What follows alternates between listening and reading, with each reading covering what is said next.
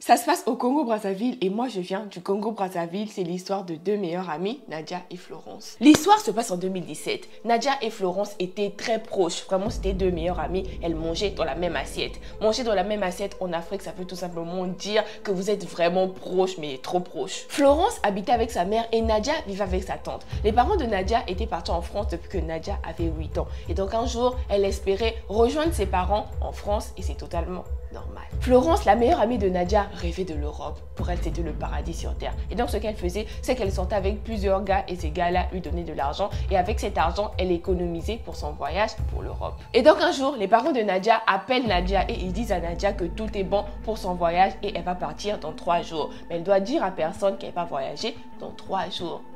Et donc Nadia fait ce que ses parents lui demandent de faire. Elle ne dit à personne qu'elle voyageait et donc elle ne dit même pas à sa meilleure amie qu'elle voyageait. Le jour du voyage arrive, tout se passe bien, elle arrive en France et donc elle décide d'appeler sa tante et sa meilleure amie, sa sœur d'une autre mère, comme elle appelait souvent. En appelant Florence, Florence fait une crise de jalousie. Oh, elle dit à Nadia, tu es partie sans me dire, je suis vraiment pas contente. Alors que Nadia s'attendait à ce que sa meilleure amie soit contente pour elle. Si jusqu'à là, l'histoire te plaît, abonne-toi, c'est très important parce que ce genre d'histoire, il y en a plein. Nadia ne comprenait pas pourquoi Florence avait cette réaction-là. Et donc elle banalise, elle se dit que ça va sûrement passer. Elle avait la joie de son voyage et donc il fallait qu'elle en profite à 1000%. Des jours passent, Nadia et Florence s'écrivaient toujours. Mais Florence venait toujours avec des remarques bizarres. Du genre, tu es allée en France, mais tu ne prends pas de jolies photos. Moi, si j'étais en France, j'allais déjà prendre des photos devant la tour Eiffel. C'est la concurrence.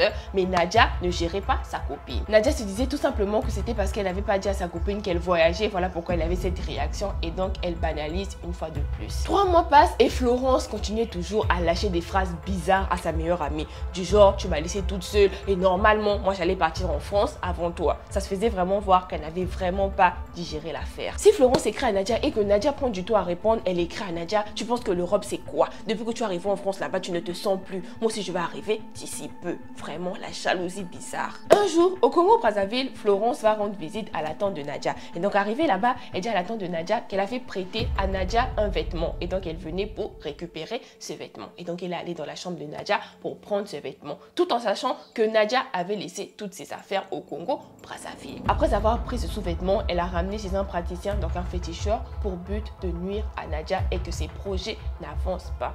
Ah, vraiment, la jalousie, c'est vraiment quelque chose de malsain et de bizarre, quoi. Les choses ne fonctionnaient plus dans la vie de Nadia. Et Nadia elle-même, elle se questionnait pourquoi les choses ne marchaient plus. Et donc, il y a un mois, sa copine Florence est venue se confesser. Florence a commencé à dire à Nadia toutes les choses horribles qu'elle avait eu à faire à son égard. Et Nadia ne veut pas lui pardonner. Qu'est-ce que vous lui conseillez? Dites-le-moi en commentaire. Et donc, cette histoire, c'est encore pour vous rappeler qu'il y a des amis qui sont avec vous juste parce que vous êtes dans la même situation. Dès que ta situation change, elle va changer de côté. La preuve, leur amitié était soudée quand elle était au pays, mais lorsqu'elle est partie en France, tout a basculé.